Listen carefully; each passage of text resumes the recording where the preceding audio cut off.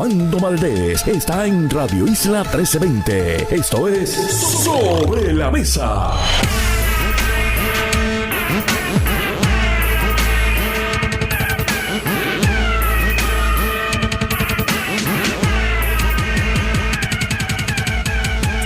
Buenos días, Puerto Rico. Soy Armando Valdés. Usted escucha Sobre la Mesa por Radio Isla 1320. Hoy en Sobre la Mesa estará con nosotros, como todos los lunes, nuestro panel de los exes, ex secretario de Estado, ex gobernador interino, ex senador y por supuesto ex presidente de ese cuerpo, Kenneth McClintock, que estará con nosotros, y además el ex también representante del Partido Independentista Puertorriqueño, Víctor García San Inocencio, para analizar todos los temas del fin de semana y de comienzo ya del mes de febrero, que sí, tengo que decir, quizás esa es una noticia positiva para hoy. Termina el mes de enero y no hubo que despedir el mes de enero. Recordarán que en el 2020 lo despedimos, así que ya tenemos ganancia en que no hubo necesidad de despedir el mes de enero del 2021 luego del terrible mes de enero del 2020. Eso de por sí es ganancia. Además estará con nosotros Daphne Barbeito, la presidenta de Cruceros to Go, una activista importantísima del sector turístico en Puerto Rico, particularmente del sector turístico pequeño y mediano, y ahora también asesora del alcalde de San Juan, Miguel Romero, sobre temas turísticos. Y creo que va a haber que preguntarle sobre lo que estuvo pasando en el viejo San Juan este fin de semana, que lo cubrimos como una noticia positiva el viernes pasado, y bueno, hoy ya habrá que cubrirlo también como una noticia que levanta una bandera roja acerca de el manejo de esa actividad. Y además estará con nosotros el doctor Ibrahim Pérez, gastroenterólogo, para hablar, por supuesto, sobre la pandemia del COVID-19. Todo eso y, por supuesto, como todos los días, café en mano, lista para analizar todos los temas del fin de semana. Estará con nosotros, conmigo y con ustedes. Ese lujo, ese privilegio, compartir y dialogar con Yolanda Vélez Arceray sobre todos los temas de hoy, 1 de febrero del 2020. Son las 8:01 de la mañana.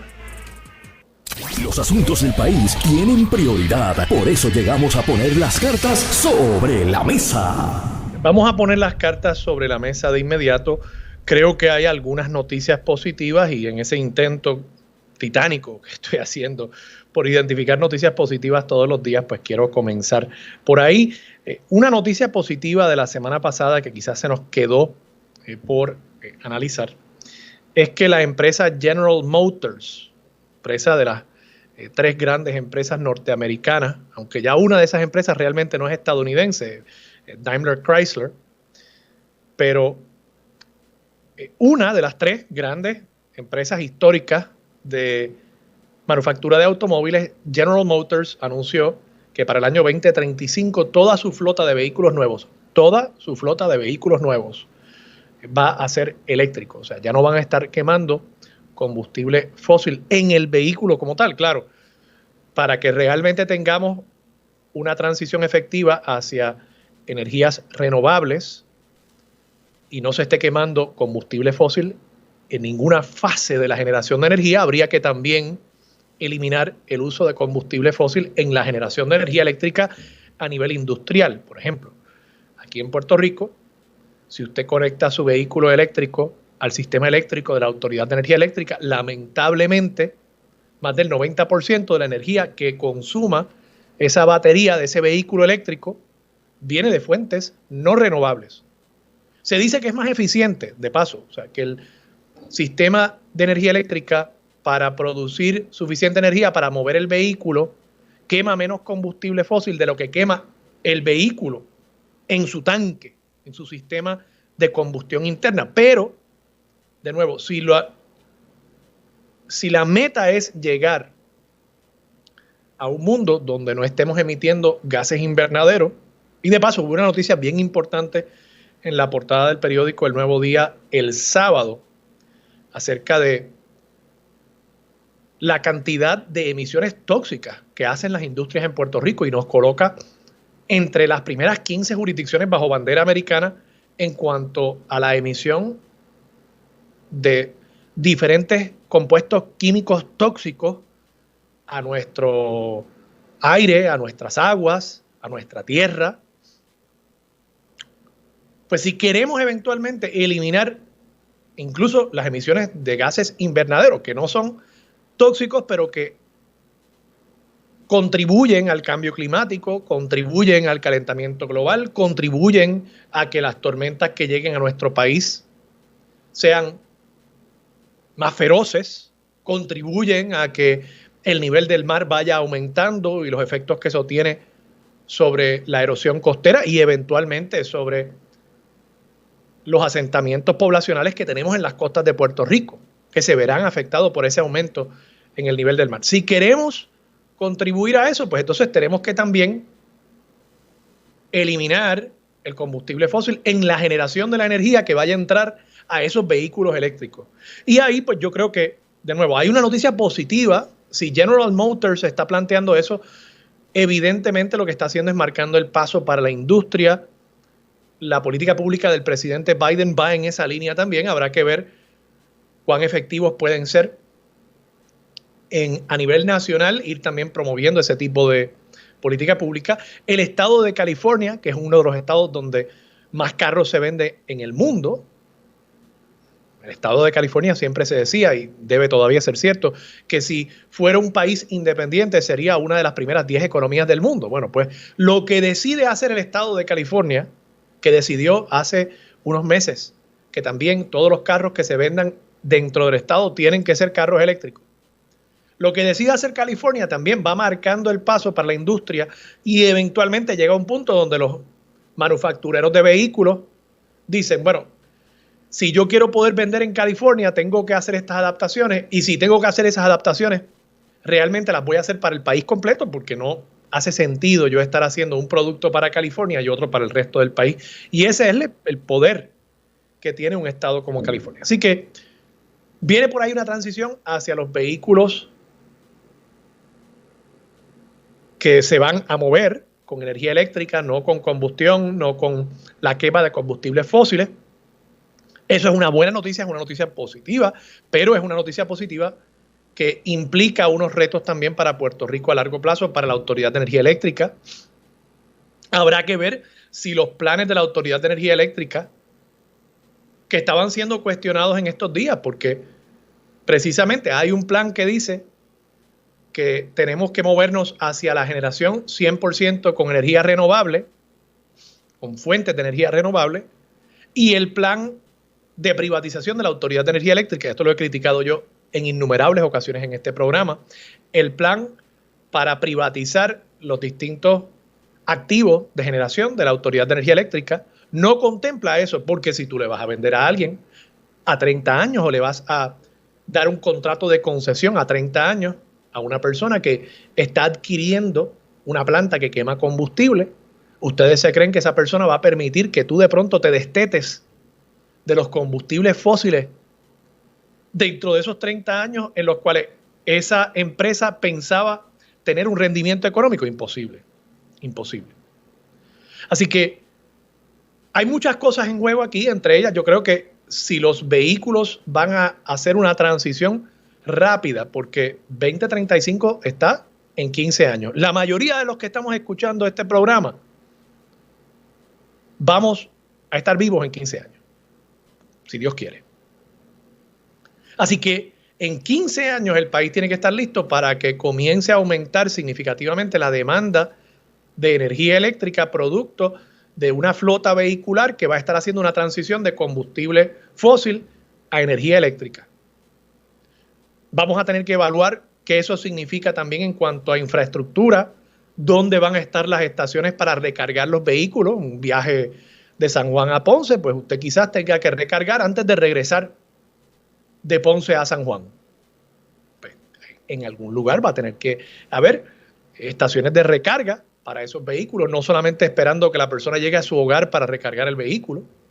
Y así por el estilo, hay muchas consideraciones que se tienen que tener y, como les decía, también por supuesto eventualmente la transición hacia un modelo de energía renovable, modelo que de paso les invitaría a todos ustedes, si quieren ver cuál es el futuro de Puerto Rico, busquen el periódico de ayer del Nuevo Día, y hay un artículo en las páginas 38 y 39 sobre lo que ha hecho Casa Pueblo en Adjuntas, y van a ver realmente el futuro de Puerto Rico. El futuro posible, no es necesariamente el futuro inevitable.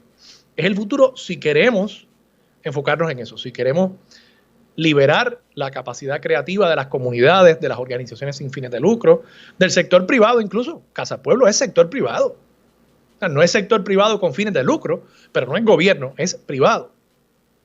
Privado con una conciencia social, con una agenda de responsabilidad social. Y yo creo que ahí está el futuro. Ellos esencialmente están energizando el pueblo de Adjunta con energía renovable. Una entidad sin fines de lucro. Ese es el modelo, ese es el futuro. No es la monstruosidad de la Autoridad de Energía Eléctrica, el monopolio de la Autoridad de Energía Eléctrica. Y si queremos realmente estar listos para ese futuro, que ya muchas empresas y muchos estados están presagiando, como California y como General Motors, pues ahí está el modelo a seguir. De nuevo, creo que es una noticia positiva. En cuanto a noticias no tan positivas, ya vamos a entrar en materia, en el pan nuestro de cada día, lamentablemente. Un panel del Departamento de Salud, esto después de que en el fin de semana el secretario de Salud estuviera diciendo que había que abrir las escuelas y había que abrirlas ya. Cosa con la cual yo coincido de paso. Yo creo que las escuelas ha sido una agenda inconclusa de esta administración y de la administración pasada. La reapertura de las escuelas al menos. Desde que el año pasado en el sur con los terremotos cerraron muchas escuelas porque quedaron inhabilitadas para el uso seguro de los maestros, de los no docentes y de los estudiantes.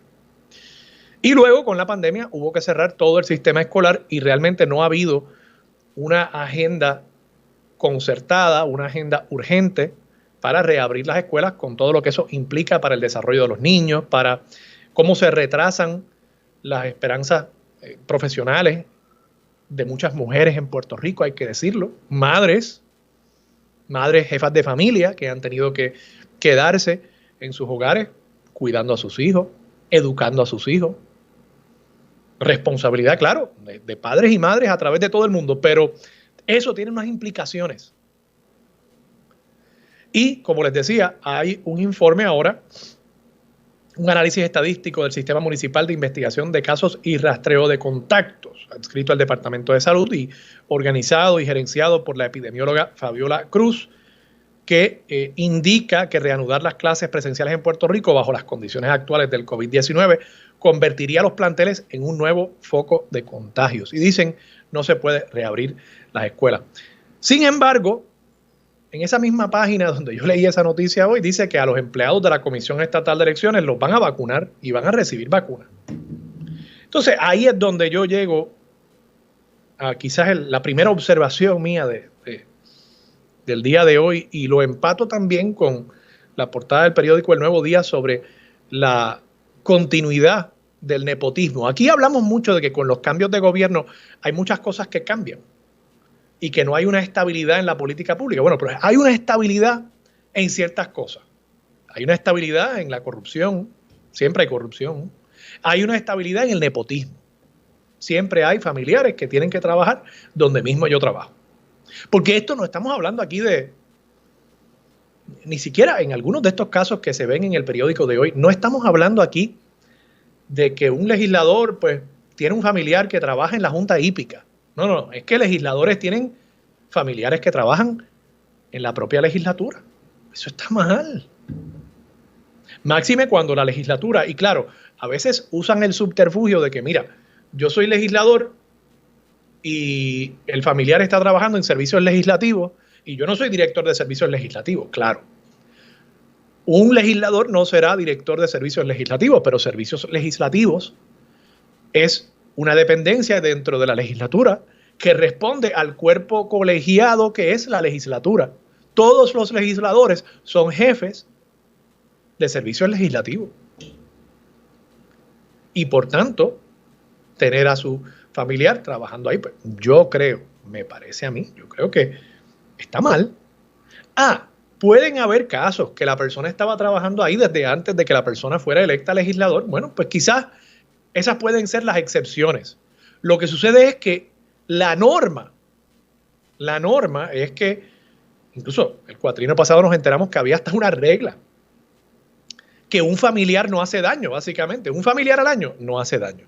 Un familiar de cada legislador trabajando en el Capitolio, eso no es nepotismo. Si son 2 familiares, ya ahí sí se configura nepotismo. Bueno, pues eso no puede ser, igual que me parece a mí que no puede ser que estemos reportando en un mismo día que se van a vacunar los empleados de la Comisión Estatal de Elecciones, pero que no podemos reabrir las escuelas de forma segura. Y yo sé que hay mucha crítica a incluso la idea de que se deban reabrir las escuelas. Yo soy de los que cree que se deben reabrir las escuelas. Que nuestro enfoque, antes de pensar en reabrir más sectores de la economía de Puerto Rico, debería ser pensar y abogar por los niños y las niñas que no están siendo educados conforme a los estándares de nuestra sociedad, que es que los eduque un maestro. Creo que es una prioridad para las mujeres en nuestro país, particularmente las mujeres, pero todos los padres, particularmente las mujeres, que son las que se han echado esa carga a los hombros, que se puedan reabrir las escuelas del país. Yo creo que eso es una prioridad. Yo coincido con el gobernador en que eso debería ser una agenda urgente, pero de la palabra a la acción hay un trecho, y ese trecho por lo visto no se está cruzando, porque ¿cómo es posible que se esté vacunando a los empleados de la Comisión Estatal de Elecciones y no se esté vacunando con más urgencia a los maestros, a los no docentes? ¿Cómo es que no tenemos un plan más efectivo para reabrir las escuelas del país, una infraestructura crítica para nuestro futuro y para nuestro presente? De paso, en temas de pandemia, Fabiola Cruz también dice, oiga, no se descuiden. Ella está notando, y es que tienen un estudio de movilidad realizado por el Departamento de Salud. Entiendo que los datos que usan incluyen información de los celulares. Ustedes recordarán que a principios de la pandemia, Google sacó unos datos acerca de la movilidad de las personas, porque obviamente todos estos celulares nuestros nos están monitoreando 24/7 y todos esos celulares están enviando datos a fuentes en la nube, en el internet, entre ellos uno que probablemente todos nosotros tenemos en nuestros teléfonos inteligentes, es Google Maps. Y por ende, eso tiene información de nuestra localización a diario y a través de periodos históricos. Y pudieron determinar que al principio de la pandemia, cuando se hicieron los lockdowns, la gente se estaba quedando mucho más en su casa porque se habían reducido los viajes de personas a sus trabajos, a los centros comerciales y demás. Fabiola Cruz nos dice que esa tendencia que se vio a principios de la pandemia ya se está descuidando, que hay mucha más movilidad y eso le preocupa. Entiende que la gente está bajando la guardia ante la pandemia y posiblemente estén bajando la guardia ante la cercanía ya de una vacuna. Pero recordemos, tenemos unas variantes, unas mutaciones del COVID-19 que se mueven más fácilmente a través de la población y eso aumenta el riesgo de que aún con la vacuna estando cercana, antes de que usted lo vacunen, usted caiga enfermo y posiblemente pues que pueda haber unas consecuencias muy lamentables. Así que mucho cuidado con eso, y entre esas noticias creo que hay que comentar, y estará con nosotros Dafne Barbeito y seguramente pues se le preguntará sobre este tema. Hay que comentar acerca de las fiestas de la calle San Sebastián este fin de semana, que se había dicho que iban a ser virtuales, que yo incluso celebré aquí el viernes, si no me equivoco, que se le estuviera dando este espacio a los artesanos para poder vender. Hablamos de que el cuartel Vallajá, donde de ordinario se hace la feria de artesanía, se iba a estar llevando ese mismo número de artesanos a diversas plazas a través del Viejo San Juan para que hubiese un esparcimiento, para que hubiese distanciamiento entre un kiosco y otro, y obviamente para que fuera al aire libre por completo, y que en ese escenario y con esas precauciones se podía entonces celebrar algo obviamente mucho más tímido, mucho más reducido, para darle esa oportunidad a los artesanos de poder vender y quizás recuperar un poco de las pérdidas del año pasado. Ahora, ¿qué sucedió? Bueno, yo vi videos de ayer y habían comparsas, habían cabezudos andando por la calle San Sebastián, gente con máscaras, algunos, muchos sin máscaras, venta de alcohol a la calle. Todo lo que advertimos aquí que no debía pasar estaba pasando. O sea, fueron unas mini fiestas de la calle San Sebastián porque evidentemente no había jamás y nunca la multitud que se reúne en una fiesta bien organizada, bien montada de cualquier otro año. Pero, pues sí, hubo más gente de lo que uno hubiese esperado, hubo menos distanciamiento social del que uno hubiese esperado y me parece que se puede haber configurado este fin de semana pasado otro evento de los conocidos en inglés como Super Spreader Event y supongo que ya estaremos viendo en cuestión de 2 semanas. Ahí para el Día de los Enamorados es que nos vamos a estar enterando si de pronto en San Juan hay un rebrote, hay otro pico, pues podremos adjudicarlo a lo que pasó este fin de semana en el Viejo San Juan. Creo que el alcalde debe dar explicaciones sobre esto. Creo que se le fue la mano al municipio y creo incluso que puede haber habido o una falla de comunicación o alguna especie de impresión equivocada. No quiero decir mentira, no quiero decir embuste, pero impresión equivocada que se llevara acerca de cuáles iban a ser los controles para esta actividad. Y yo creo que tiene que haber una responsabilización de los funcionarios electos cuando suceden estas cosas. Último tema que quiero abordar hoy acerca de nuestro quehacer en Puerto Rico es la portada del periódico El Nuevo Día de ayer. Señala que la propuesta del presidente Biden para aumentar el salario mínimo es una oportunidad para acortar la brecha de la desigualdad salarial en Puerto Rico y señala el periódico que la diferencia entre el promedio anual de ingresos de un trabajador local, que es de $24,377, y uno en Estados Unidos, que es de $53,199, sigue siendo una brecha bastante amplia. O sea, estamos hablando de que el trabajador en Estados Unidos gana poco más del doble de lo que gana un trabajador promedio en Puerto Rico. Y que con esta propuesta para aumentar el salario mínimo podría irse cerrando esa brecha. Claro, cuidado con esos planteamientos, porque se va a aumentar el salario mínimo en Puerto Rico a $15, en teoría. Se estaría aumentando en Estados Unidos también. Cuando uno aumenta el salario mínimo, obviamente uno no está solamente cogiendo al empleado que está en $7.25 la hora ahora mismo. Habrán empleados que están en $10 la hora, a ellos también se les subirán los sueldos. Y habrán incluso empleados que estén en 15, que de pronto van a decir, espérate, pero si ahora el nuevo mínimo es 15 y tú me estabas pagando a mí más que el mínimo, tú me tienes que subir a mí también. O sea, tiene un efecto de elevar todos los salarios, no solamente los salarios mínimos. Y en ese sentido, si el aumento en el salario mínimo sube en Puerto Rico y en Estados Unidos, es muy probable que los salarios en la totalidad de la economía suban en ambos lugares. Y si suben a la vez, pues no va a cerrarse la brecha, se va a mantener la brecha. Pero hay otra brecha de la que no se habla tanto en Puerto Rico y que también se señaló en esta serie de artículos que publicó El Nuevo Día de ayer, y es la brecha salarial entre los hombres en Puerto Rico y las mujeres en Puerto Rico. Yo creo que esto es un tema bien importante, es un tema que incluso a menudo se discute en referencia a los medios de comunicación donde reporteros, anclas, varones ganan más dinero que reporteras y anclas mujeres. Y es algo que hay que erradicar porque no hay razón, no se me ocurre razón alguna para que haya una brecha tan abismal. Una cosa sería que uno dijera, bueno, pues mira, es una diferencia de 5, 10, $100 en promedio al año. Porque esas cosas pueden pasar. Estadísticamente va a ser imposible que sea literalmente 1 a 1.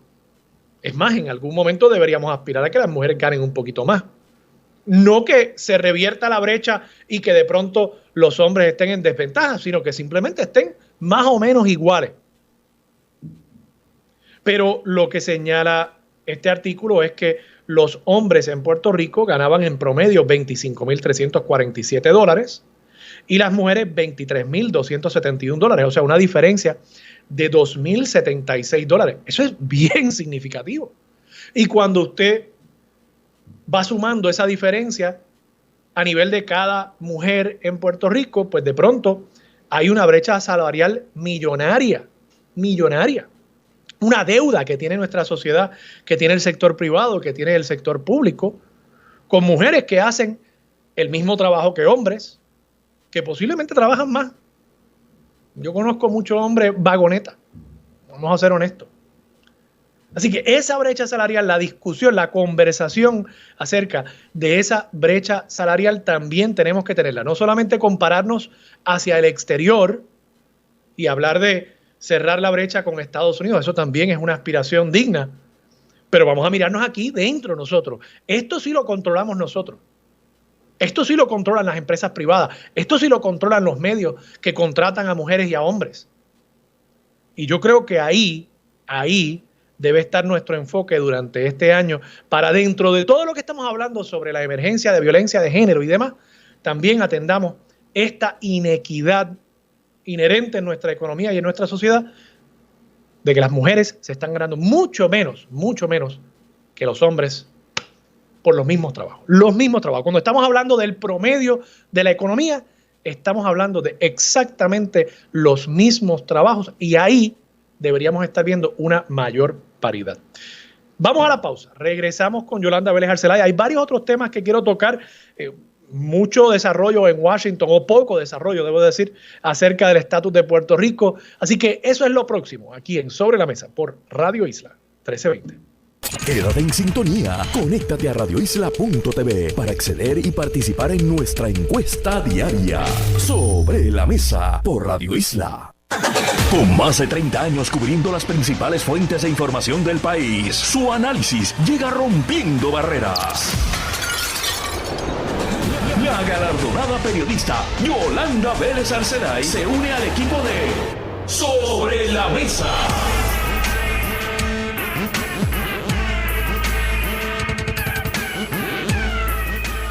Regresamos.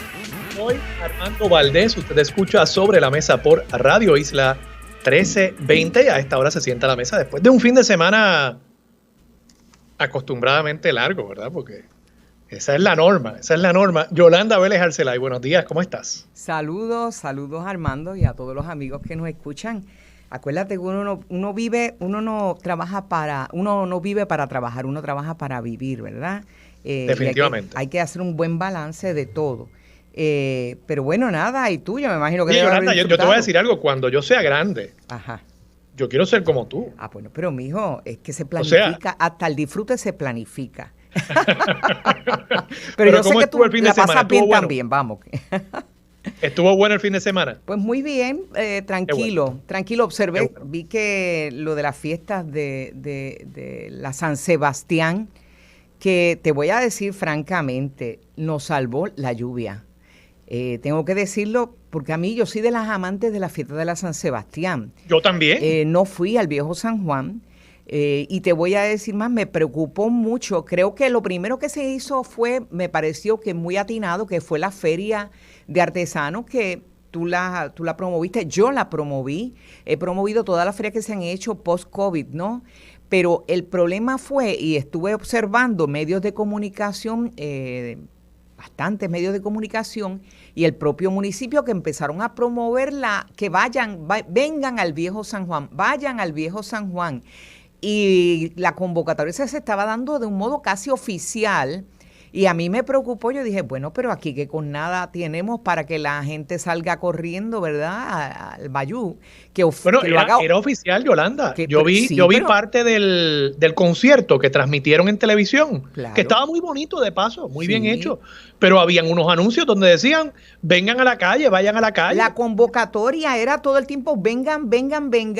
Un canal de televisión, digo guapa, porque parecería que era el canal oficial de la fiesta del San Sebastián, como de costumbre y como teníamos en el pasado, ¿verdad? Que en Canales daban como una especie de, no sé si hubo un auspicio oficial, ¿verdad?, a el municipio. Yo sé que no había auspiciadores inicialmente, pero que yo cogí un vuelo que menos mal que la lluvia llegó y no fueron los 2 días consecutivos ese frente frío vino a bajar y a aplacar un poco, porque si hubiese un sol resplandeciente como las semanas anteriores, te aseguro que estaría el contagio del COVID oficialmente estimulado por el municipio de San Juan. Cuidado, Miguel Romero, tenga mucho cuidado. Y yo vi imágenes, Yolanda, que aún con la lluvia, como ayer escampó bastante acá en esta zona, sí. Ayer por lo visto sí hubo bastante más personas. Yo vi de nuevo imágenes de las comparsas. Yo pensaba que todo eso se había limitado a la feria de artesanía, invitando a la gente a que fuera a ver las artesanías y comprar de los artesanos. Pero yo vi gente en la calle afuera de algunos negocios que tú y yo frecuentábamos bebiendo. Me consta porque yo entrevisté aquí a Pedro Adorno que ahí va a haber unas comparsas virtuales de sorpresa en unos lugares de San Juan para mantener un poco el espíritu, pero no eran espontáneas, sin avisar, para que no hubiese aglomeraciones. Pero el llamado oficial del municipio era continuo. De hecho, varios amigos en un chat que tenemos nos comunicaban y decían, ¿pero qué es esto? Están volviendo otra vez a convocar, como de costumbre con la costumbre que teníamos de verdad de celebrar en grande la fiesta de San Sebastián, que no podemos hacerlo igual porque el COVID, no es que solamente el COVID, es que las variantes del COVID apuntan a que puede ser más rápido el contagio y hemos logrado controlar un poco las hospitalizaciones y los contagios, más o menos, dentro de las circunstancias con los números oficiales que nos da el propio gobierno.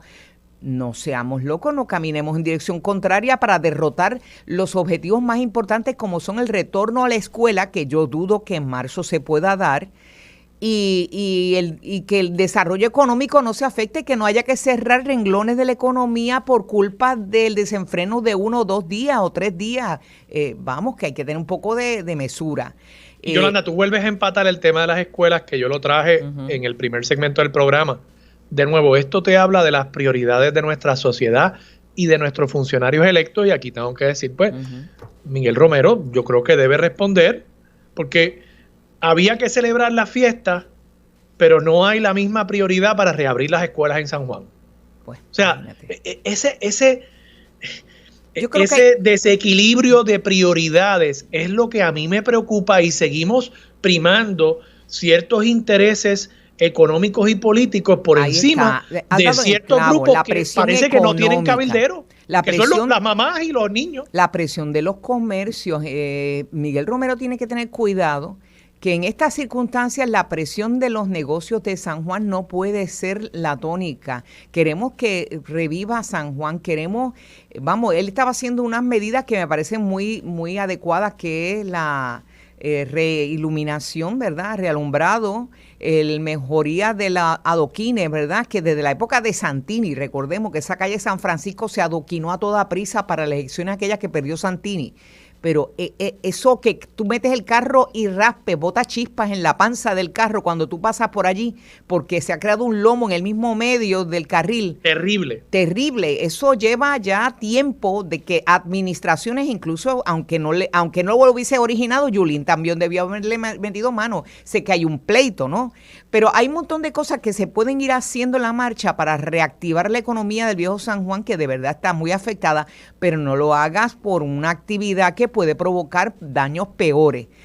Mira, yo en cuanto a lo de las escuelas, tengo que decir, a mí, yo recuerdo que Orengo, el del Fideicomiso de Salud, planteó algo muy interesante, hacer un piloto en unos municipios que tienen muy, muy baja positivos o ninguno, que son Las Marías, mi pueblo, creo que era Maricao o Añasco, no sé cuál de los dos, Vieques y Culebra. ¿por qué penalizar a municipios que tienen baja positividad, ¿verdad?, de contagios, en miras de que todo el país a una misma vez entre a la escuela? Pues mira, yo creo que se puede hacer de un modo piloto. Si es que el gobernador quiere mostrar, ¿verdad?, hacer un exhibit de que, mira, traje las clases presenciales, pues hágalo en los lugares donde no haya riesgo. Ahora, con esta nueva cepa que están potencialmente, digo, no estoy con seguridad porque todos los días se da una información distinta y es bien difícil establecerlo, pero si hay contagios más acelerados por esas nuevas cepas que hayan llegado a Puerto Rico, pues no se puede caminar al revés, no, como el cangrejo, al revés. Haga los ajustes, preparemos las escuelas. Yo escuché, oye, provocó que doña Aida Díaz saliera de su retiro a decir esto, que es lógico y lo ha dicho otras personas. Preparemos las escuelas, vamos a atenderla. Entonces la vacunación de los maestros, pospóngalo quizás para verano, porque si no va a haber clases presenciales. No le quiten las vacunas a los viejitos, no se las den también a los de la Comisión Estatal de Elecciones, que tienen una elección en mayo para seis petacas que van a mandar allá a Washington a defender la estadidad, tengo que decirlo porque no hay otra palabra. Entonces, las personas que de verdad urgentemente necesitan, mira, yo por primera vez en estos días, el COVID tocó las puertas de mi familia. Tengo un tío hospitalizado, intubado en Mayagüez, de 70 y pico de años, o sea, un caso de los que son, mira, no están llegando las vacunas al sector que tiene que vacunarse. Vamos a acabar ya de hacer coqueteos para pantallas y titulares si las escuelas no van a estar abiertas porque José Eligio no dejó un plan estructurado para la reapertura, no prepararon las escuelas. Vayan haciéndolo ahora.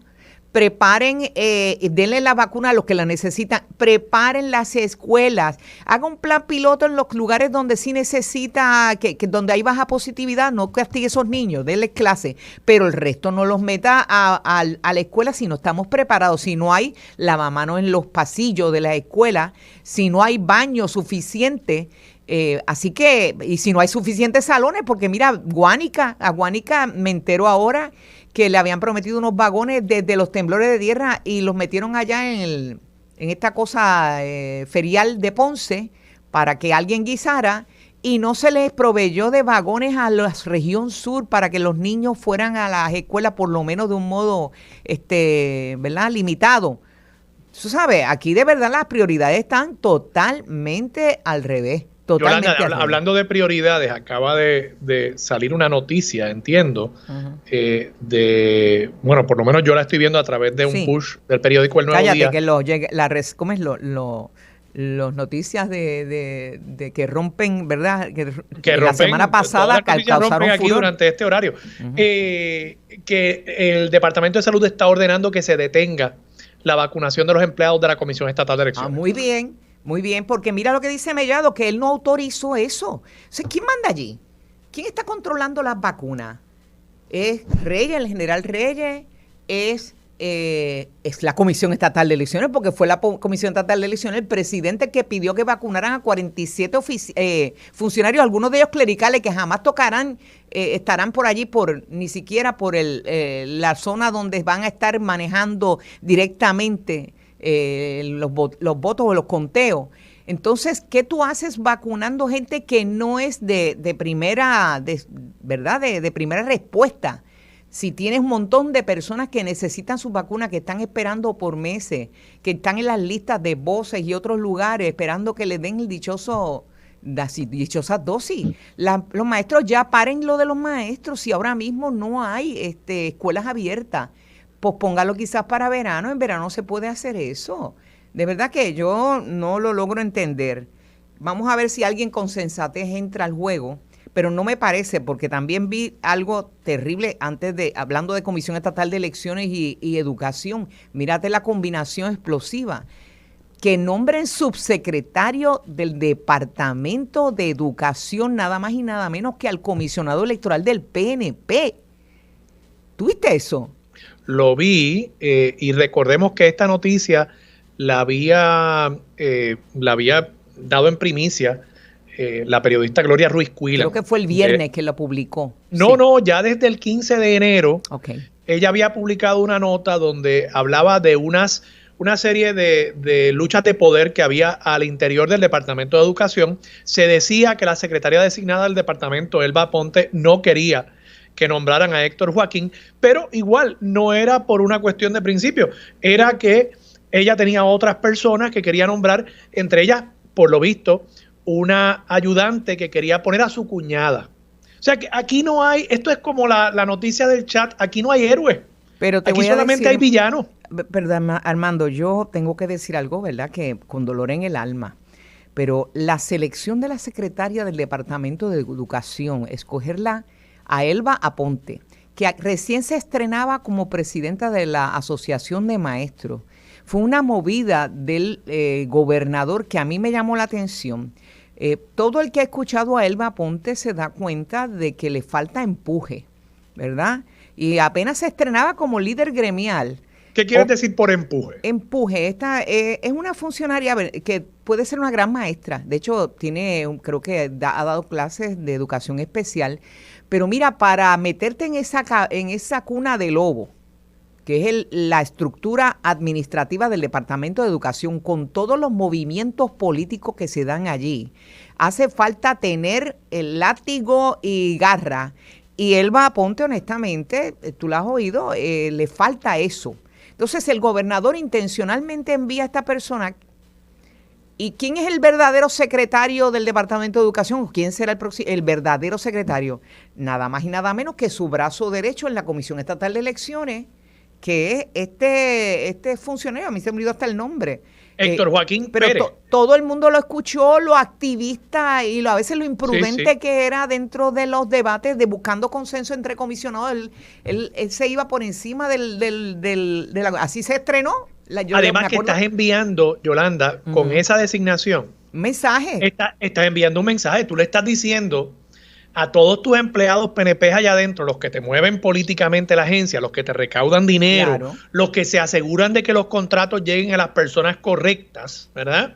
Tú sabes lo que estoy diciendo. Sí. Tú le estás enviando un mensaje de que, miren, no se preocupen, Elba Aponte yo la puse ahí para que sea la cara, para que los analistas radiales y los reporteros pues todos digan, ay, pero qué bueno, mira, una representante del sector magisterial, pero el poder detrás del trono, la persona que realmente va a repartir el bacalao ahí, es uno de ustedes. Es obvio. Es el más activista de los activistas pero PNP. Decir, fuimos ilusos, porque de hace décadas, el sistema de educación se fue deteriorando por el activismo que le asignaron los populares y los PNP, que ven el Departamento de Educación como una especie de caudal de tropas de ejército, que los ponen en destaque para las campañas políticas, que los premian, que los colocan en regiones según cómo te comportaste a nivel de cada 4 años en términos electorales.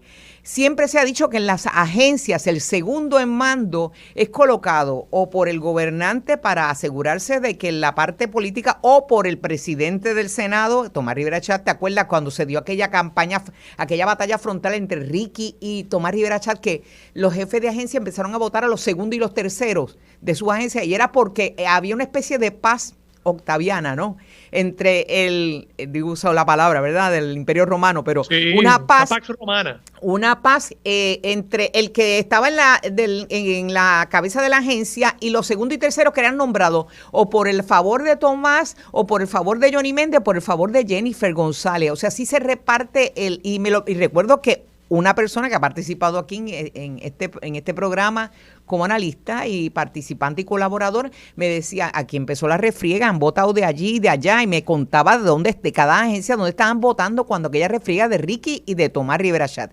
Pues esa norma ha persistido y lamentablemente a Elba Aponte, que parece que pues su ingenuidad, ser novata, aceptó porque fue es un gran honor que te designes secretaria de un departamento en el que tú has dado tu vida, que de momento te coloquen y el gobernador empieza a repartir ya cantazos diciendo yo le voy a dar fecha y exigiéndole a la que realmente no manda, porque ella mueve tropas allí. Quien mueve tropas es el segundo ahora en mando. Eligio Hernández no mandaba en educación, eran los segundos y terceros. ¿Tú te acuerdas aquella figura que nombró Kelleher, que Tommy le colgó al gobernador cuando estaba de vacaciones.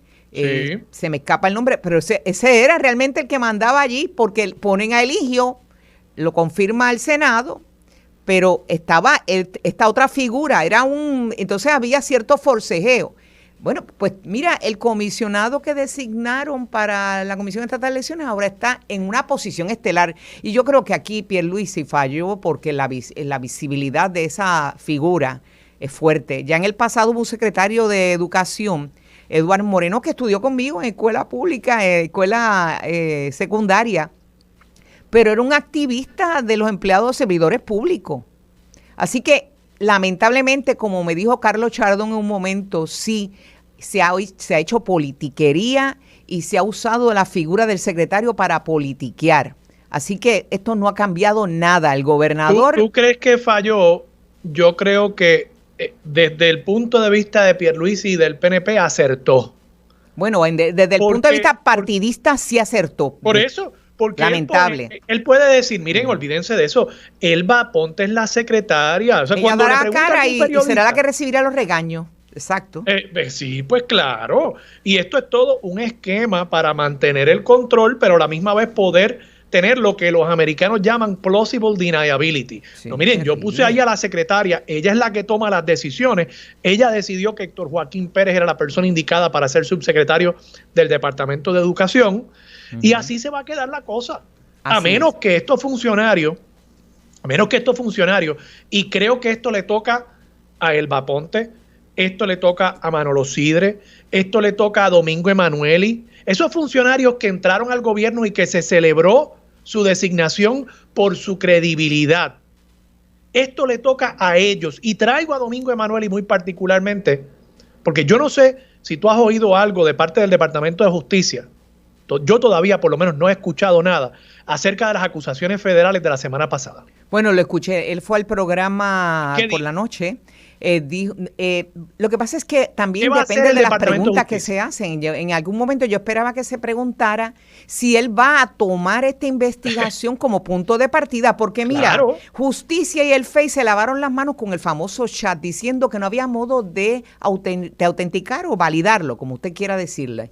Pues mire, los federales, para poder llevar casos contra un extorsionador, entre comillas, ¿verdad? Todavía se presume inocente, vamos, como es el sistema de ordenamiento, ¿no? Aquí. Pero para tú radicarle cargos, tuviste que ver un chat y haber una víctima que decía, sí, no me convenía que ese chat se publicara, y ese chat tenía que haberse autenticado. Si ya está autenticado por las autoridades federales, ¿qué pasa que no se evalúa para las potenciales violaciones de ley que amerite el estudio dentro del chat, no lo que pasó con el extorsionador o no extorsionador, sino con lo que planteaba el chat en sí, con que el propio Ricardo Rosselló, sus acciones y todos los funcionarios que estaban allí? O sea, yo no entiendo. Yolanda, y el patrón de comportamiento, o sea, es que nosotros no podemos hablar de que este fue el único caso de extorsión o de alegada extorsión. Itza García, ¿acaso Itza García no alegó exactamente lo mismo en cuanto a Wanda Vázquez? Claro. Omisión y la negligencia. ¿Acaso a menudo que Tomás Rivera Chats tenía expedientes y que esas cosas salían en momentos convenientes para ir moviendo la discusión pública en ciertas direcciones? O sea, aquí estamos hablando de un partido y de personas funcionarias del gobierno que tenían información acerca de la posible comisión de delitos y no sacaban esa información hasta que les convenía. Eso es extorsión. Así es.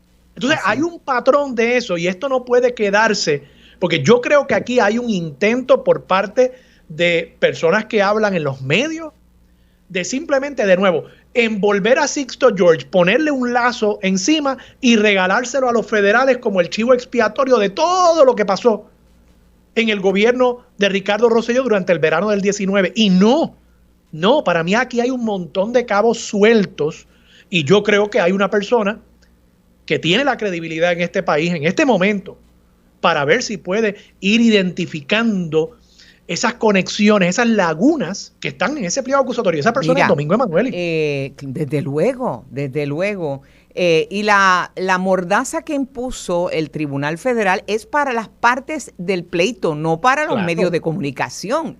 O sea, ahora no vamos a poner esto a dormir en una gaveta. O sea, aquí hay una partida de información que todavía está latente, que pues lamentablemente aquí cada 2 o 3 semanas pasamos página y vamos a otro issue.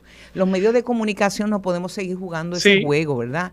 Es una pena, pero bueno, yo sé que aquí los recursos también están precarios en los medios de comunicación, pero no podemos dejar y en 2 semanas habrá otro escándalo. Sí.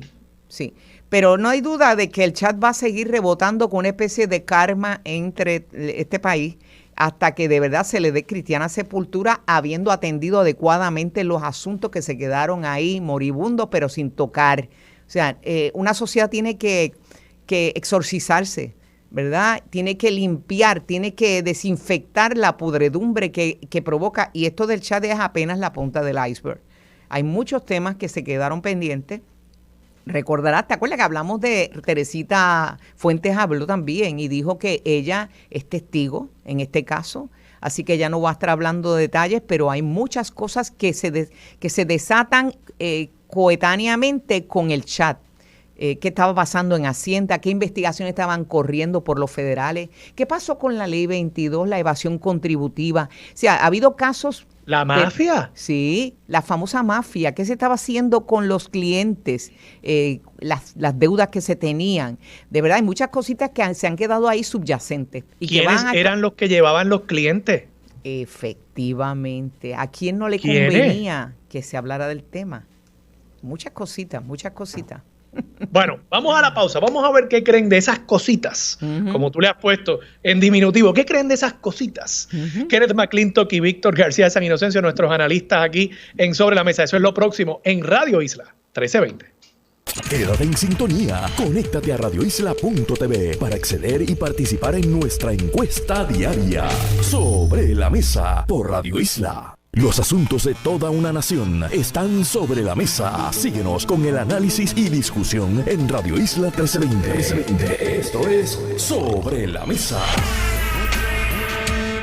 Bueno, amigos, es lunes. Les habla Yolanda Vélez Arcelay. Y hoy, que es lunes, usualmente, pues tenemos en nuestro panel a Kenneth McClintock, que es secretario de Estado y expresidente del Senado, así como a Víctor García San Inocencio, el representante del Partido Independentista Puertorriqueño. Víctor ya está presente, puntual. Saludos, Víctor, ¿cómo estás? Muy buenos días, saludos a ti, Yolanda, saludos a toda la radio audiencia. Bueno, pues Kenneth, por el momento está llegando un poquito tarde, si es que está llegando, pero no se ha excusado para los efectos de dieta y millaje, así que vamos a darle una oportunidad a ver si se nos une en la discusión de los temas de este lunes, que son muchos. Fíjate, Víctor, yo no sé si tú viste la portada del Nuevo Día hoy con esto del nepotismo. En el gobierno y particularmente en la legislatura, pero abarca el gobierno, ¿no? ¿Qué te parece? ¿Tú te acuerdas del Gato Pardo? Que hagamos cambios para que todo permanezca igual. ¿Qué ha cambiado? Bueno, en primer lugar, lo que no ha cambiado.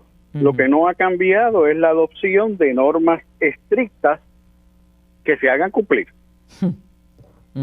Y lo que no ha cambiado es que se utilice como subterfugio la separación de poderes para emplear a la parentela en otros lugares del gobierno. Y lo que no ha cambiado también es el sistema en donde, aun cuando adoptes esas medidas de control, entonces la manera en que se va a manifestar el empleo y el favoritismo es en compañías grandes que contratan, y no tan grandes, y así sucesivamente, porque el juego nepótico es abundante en la esfera pública y es abundante también en el mundo privado. Lo que pasa es que en el mundo privado no hay dinero nuestro. Los dueños de las empresas hacen lo que le dé la gana con su dinero. Seguro, no es nuestro dinero. No violenten, si es una corporación, su deber de fiducia con los accionistas. Fíjate. Así que el nepotismo es un problema gravísimo y en esto mi teoría ha sido siempre la de la prohibición absoluta. Uh-huh. Yo sé que la prohibición absoluta pues priva al país de tener a lo mejor unas personas que son unas lumbreras, pero es que si no, siempre le van a buscar la vuelta, y la vuelta la buscan de las maneras más imaginativas. Yo podría estar hablando varias horas sobre este tema, porque al final del camino te estrellas contra el muro de la inoperancia, uh-huh, el muro de la deficiencia, el muro de la falta de cumplimiento y el muro de la poca vergüenza. Pues mira, yo pensaba que con Wanda Vázquez, que fue el epítome de verdad de todo, de esta cosa del nepotismo, porque tenía a los hijos, los movía como fichas de agencia en agencia. De momento resulta que corrección la recluta porque era la única que podía, una de las hijas que podía poner al día una cuestión de unos récords en computadora, ¿verdad? Y entonces la movida aquella de si nombraba a su esposo o no, cuando era obvio que se iba a beneficiar si nombraba a su esposo porque subía de ranking en términos económicos. Pero entonces a la misma vez tú tienes a José Luis Dalmau empleando, que ya llevaba tiempo, ¿verdad?, a su hermana, que es una persona competente y profesional, pero no deja de enviar un mensaje. Y a la misma vez tienes a el gobernador con su hermana Cari Pierluisi, que la eximen de informe ético, pues porque una funcionaria allá en ética gubernamental que luego pasa a Fortaleza, previamente le dio una dispensa, o por lo menos sugirió una dispensa en un borrador. Digo, hay intención de cambio. Me dicen, está Kenneth McClintock. Ay, Kenneth se nos une, por fin. Tiene un demérito por llegar un poquito tarde, pero buena explicación tiene que tener Kenneth, porque Kenneth es muy puntual. Saludos, sí, Kenneth. Sí, pero mira, muy buenos Yolanda. Víctor, dame un segundito. Saludos, Kenneth. Muy buenos días. Buenos días. Bueno, perdóname, Víctor. Ya mismo te doy un rain check de todo lo que hemos discutido. Sí, Víctor. Sí, es que mira, siempre hay situaciones excepcionales. Si una persona lleva en el servicio público 10, 15 o 20 años y ha sido exceptuada en un número X de ocasiones, uh-huh, podría argumentarse racionalmente que no hay una lesión al interés público, en tanto está sirviendo al interés público, lo ha hecho de manera consecuente, y si lo ha hecho bien por X número de años, bastante. Porque mencionaste un caso concreto, y yo desde que estaba en la legislatura, y no me acuerdo mal, la hermana de Dalmau, de José Luis Dalmau, el hoy presidente del Senado, estaba allí. Sí. O sea, hay que tener cuidado con agarrar el ¿Ella llegó primero que Dalmau a la legislatura? ¿Perdón? ¿Ella llegó primero que Dalmau a la legislatura o él la colocó en esa posición? Yo no recuerdo, pero desde que yo estaba en el Capitolio, y yo me fui allí hace 12 años, había estado allí. O sea, no lo sé.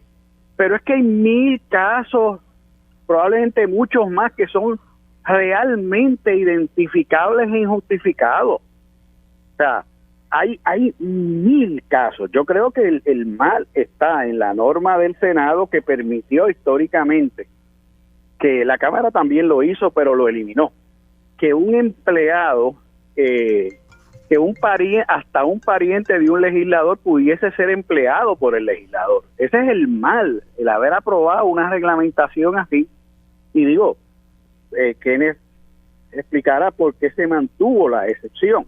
Uh-huh. Pero una vez tú saltas del pararrayos legislativo, el abuso que hay en las corporaciones públicas, en los municipios, en las agencias del gobierno central, multiplica por un montón de veces el problema. Bueno, yo he sabido de parentelas de segunda y tercera generación en una misma corporación pública. Sí, bueno, aquí hubo un alcalde que tuvo 12 miembros de su familia inmediata empleados en el municipio. Dios mío. Kenneth, O sea, ¿no te acuerdas que yo escribí una columna alabándolo, entre comillas, por cómo vivía la unidad familiar tan intensamente con el presupuesto municipal? Bueno, la familia es una institución, como decía aquel jingle. Kenneth, esa ley que permite que por lo menos un funcionario, un empleado, te da hasta un espacio de un empleado para acomodar.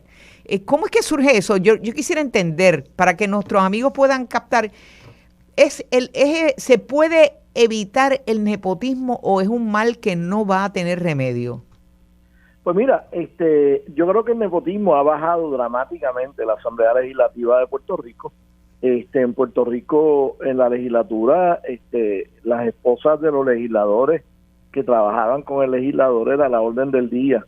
En los tiempos gloriosos de la legislatura, cuando se hablaba también de cómo operaba la legislatura y tenía a grandes próceres que eran abogados de los grandes intereses, y que trabajaban generaban labor de bufete desde la Asamblea Legislativa. Decían que los tiempos pasados siempre eran mejores, ¿no? Yo creo que hemos mejorado dramáticamente en la legislatura en torno a la ética de la legislatura. Queda mucho terreno por recorrer, pero creo que hemos mejorado dramáticamente. Y pero creo ¿por que qué se da espacio a un familiar?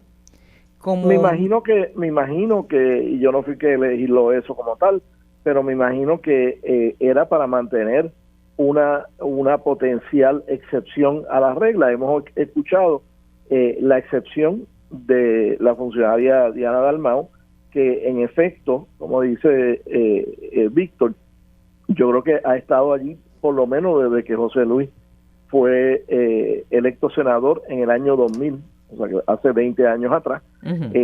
Nadie duda de la competencia de ella, nadie duda de que ella se gana cada dólar que se le paga.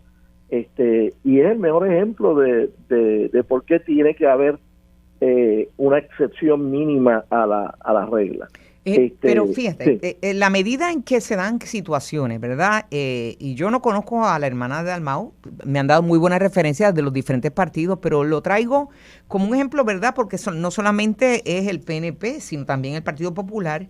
Entonces, en la medida en que empiezan las excepciones, pues la gente, el mensaje que va percolando al país, y te lo digo porque a mí me impresiona, es que aquí hay espacio solamente para los que tienen pala.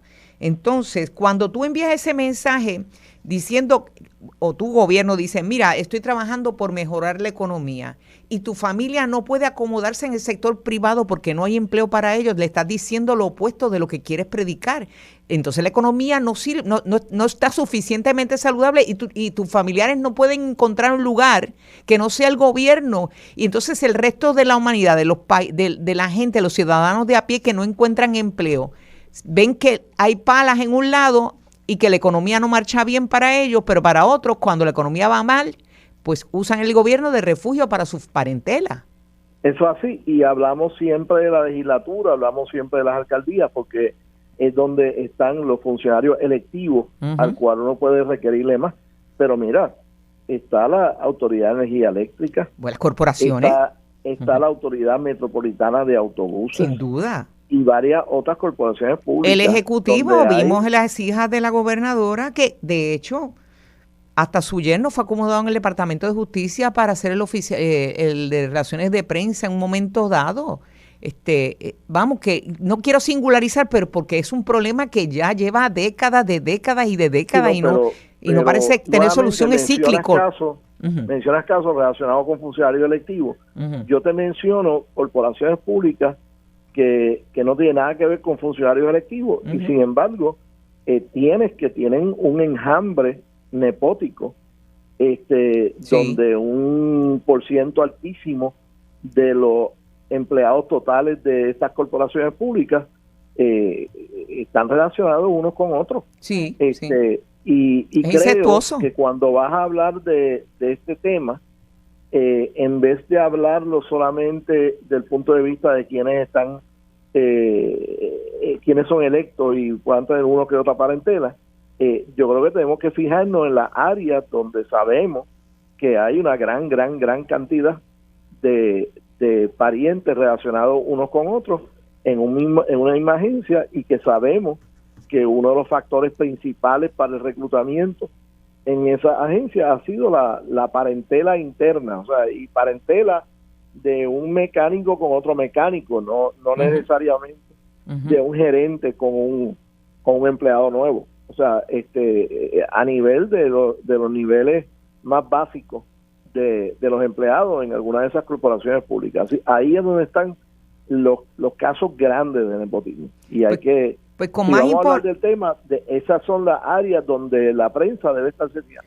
Y más aún todavía con una propuesta del gobernador para aumentar, ¿verdad? Para que haya un alza en salario, lograr crear un plan integrado de clasificación y de retribución que, ¿verdad? Que tenga, que no sea... es idea del gobernador solamente, eso la propia Junta ha estado hablando de eso desde hace como 2 años, de hacer unos planes de retribución, porque reconocen que deben haber menos empleados, pero que los empleados que hayan deben estar mejor compensados. Y que haya unos criterios objetivos, Víctor. Sí, mira, Yolanda, lo que pasa es que eso se ha hablado, se ha propuesto, se han presentado proyectos de legislación, se han escrito artículos académicos durante más de 30 años. El problema es que no hay principio de mérito. Y no hay principio de mérito porque los politiqueros no quieren que haya principio de mérito. Hay otra área de fuga monumental que son los empleados de confianza. Eso da ganas de llorar porque se utiliza para retribución, se utiliza para retribuir y pagar favores políticos. Entonces, si el principio de mérito no opera en el reclutamiento, no opera en la supervisión, no opera para el ascenso, entonces tú has pervertido el sistema por completo. Tienes razón, Kenneth, en donde si lo fuéramos a medir contablemente, realmente hay un número relativamente pequeño de casos en la Asamblea Legislativa, y habría que irlos a ver caso a caso. Pero yo te diría que tienes que multiplicarlo por muchas veces. Pero por muchas veces. Yo te diría que multiplicarlo, quién sabe si por 80 o 100 veces, cuando lo proyectas al régimen municipal, a las corporaciones públicas y a las agencias del gobierno. Sin duda. Ahorita Kenneth hablaba del tema de los tiempos en que las cónyuges trabajaban en el Capitolio. Pero qué no decir de los tiempos en que había intercambio de quienes no eran las cónyuges, pero eran parejas. Las amiguitas o los amiguitos. Las amiguitas. Eso lo sabe, digo, Kenneth. Tú sabes que hubo un caso famoso de que había un intercambio triangular.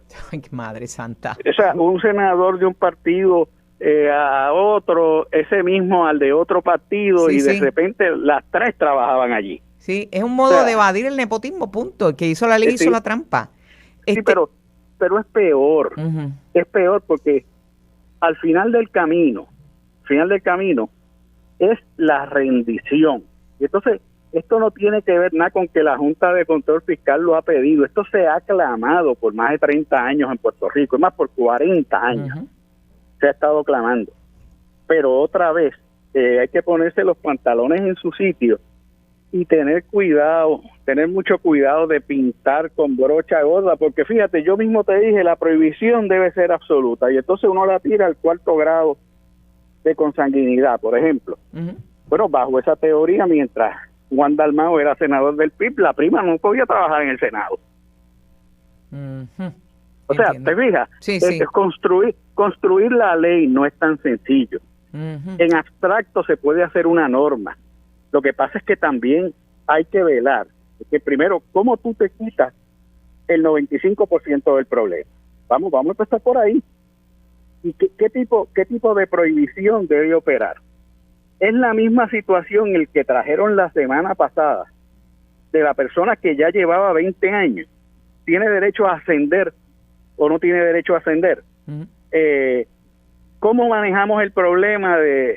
Yo tenía una solución, la voy a decir aquí. Dila. Yo propuse una vez, en el caso del legislativo, que en el informe a ética gubernamental, que se diseñaba la planilla cada cuatrienio, se añadiese una página para que los legisladores tuviésemos que poner ahí todo pariente que tuviera relación contractual o de empleo en el gobierno de Puerto Rico. ¿Y desde cuándo? Bueno, pero no te vaya a pasar como a Johnny lo, Méndez, que se enteró que su conductor era su sobrino, así de momento. No siempre tú sabes, pariente. Pero tú sabes lo que me comentaron a mí, que el informe, que ya tenía como 15 páginas, habría que añadirle como 20 más. Ese fue el comentario socarrón que me hicieron. Sí. Y yo dije, pero Dios mío, pero ¿cómo? Yo quisiera traer un detalle.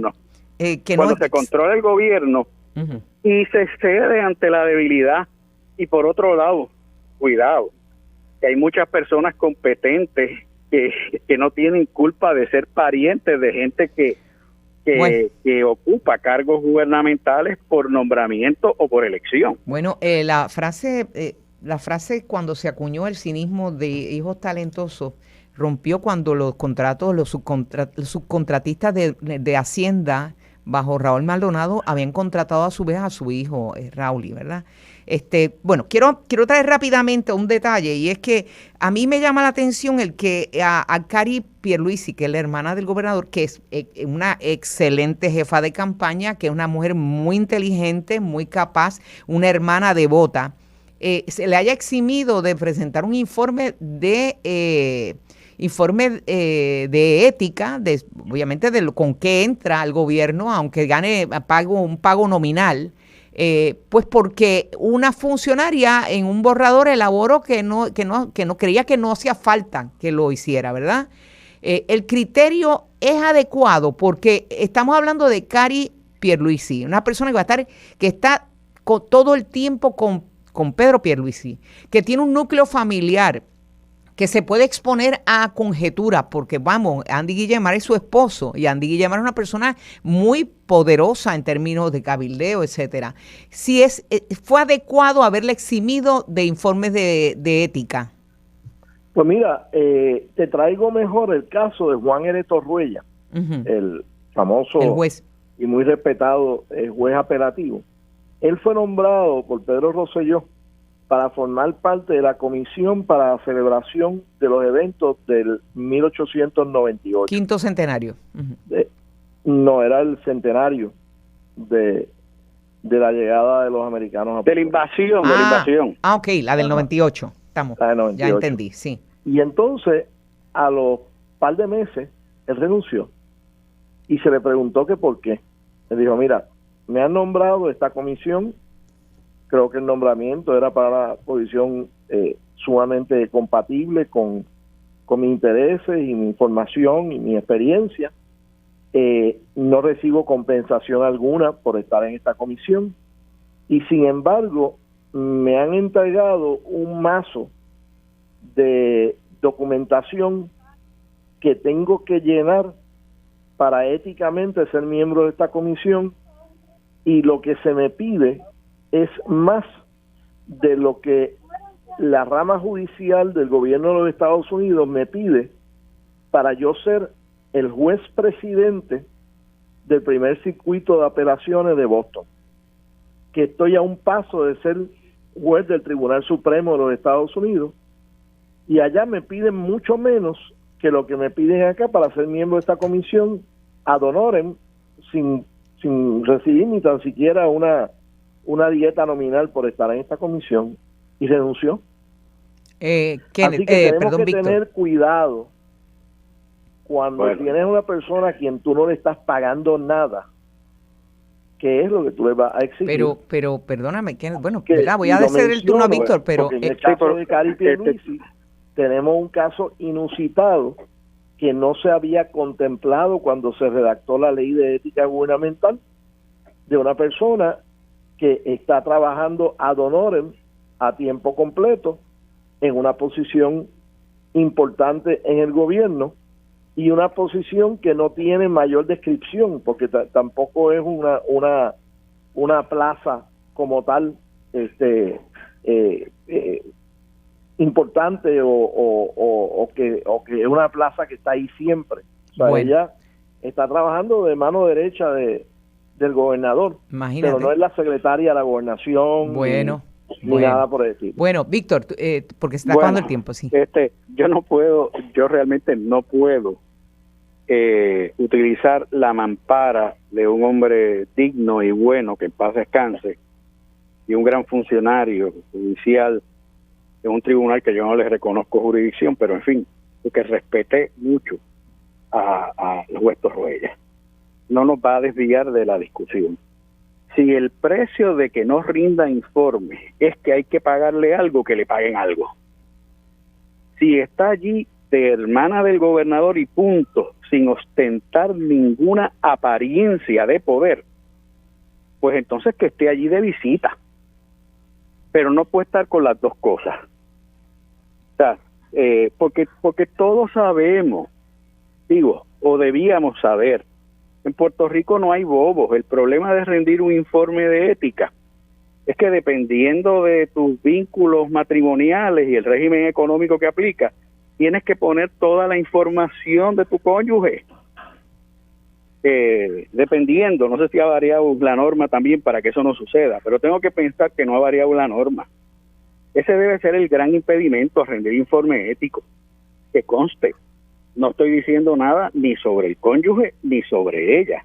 Ya es evidentemente una persona muy competente. Es preventivamente. Ya se me acabó el tiempo, pero les recuerdo la figura de Velázquez Piñol. No ocupó ninguna posición oficial del gobierno y estuvo en todas las reuniones en que se repartía el bacalao en la administración de Ricardo Rosselló. Y todos sabemos qué estaba haciendo allí. Tiene un pliego acusatorio en su contra de que buscaba contratos para para compañías prestigiosas que lamentablemente han tenido que hasta retirarse del país. Pero el hecho es que por estar allí y con autoridad de quién, en reuniones clave donde se hablaba de contrataciones, etcétera, y se conseguía contratos y él cobraba comisiones. Eso es una realidad. Y claro, yo no estoy hablando de que Cari Pierluisi esté en esa situación, pero vamos a evitar prospectivamente, ¿verdad?, que exista la mera apariencia, ¿verdad? Y yo creo que es importante que todo funcionario muestre sus cartas de cómo entra el gobierno y cómo se va, aun cuando lo que reciba es $1 nominal al año de paga. Gracias a ambos, Kenneth McClintock y a Víctor San Inocencio. No se va a aplicar la tardanza. Gracias. Perdonamos ahí y la dieta es completa. Muy bien. Bueno, Hasta luego. Nos vamos a la pausa, amigos. Saben que ellos no cobran, es ad honorem. Ellos vienen a este programa y nos rinden informe de ética. Por suerte, porque aquí no hay nada que, ¿verdad? Un chocolate al año. Vamos a la pausa y en breve regresamos con la persona que va a estar moviendo el turismo en la ciudad capital, Dafne Barbeito. Y más adelante hablaremos con el doctor Ibrahim Pérez sobre la situación del COVID en estos momentos. Quédate en sintonía. Conéctate a radioisla.tv para acceder y participar en nuestra encuesta diaria. Sobre la mesa por Radio Isla. Los asuntos de toda una nación están sobre la mesa. Síguenos con el análisis y discusión en Radio Isla 1320. Esto es Sobre la Mesa. Bueno, amigos, tengo ya en línea telefónica a la querida amiga Dafne Barbeito, a quien felicito de antemano porque nos hemos enterado que es la nueva directora de turismo de San Juan. Saludos, Dafne. Bueno, buenos días, Yolanda. Realmente estoy fungiendo, para que no haya confusión, Ajá. Estoy fungiendo como asesor principal en el tema de turismo del municipio de San Juan. Corregido. Un gran honor. Asesora. Sí, muy bien. Un gran placer poder, y agradecida, ¿verdad?, que el alcalde de San Juan nos ha permitido trabajar con él todo lo que van a ser los aspectos del tema turístico para la ciudad capital.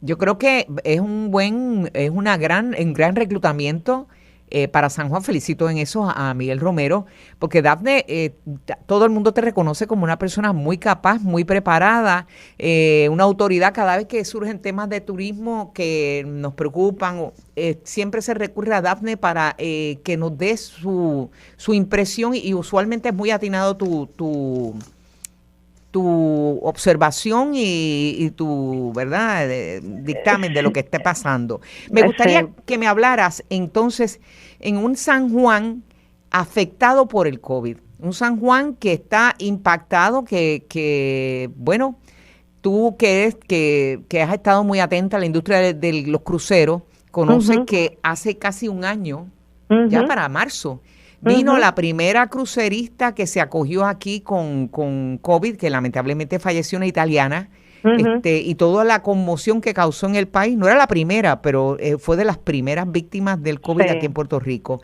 ¿Cómo lo visualiza, verdad? Estamos en que haznos una radiografía.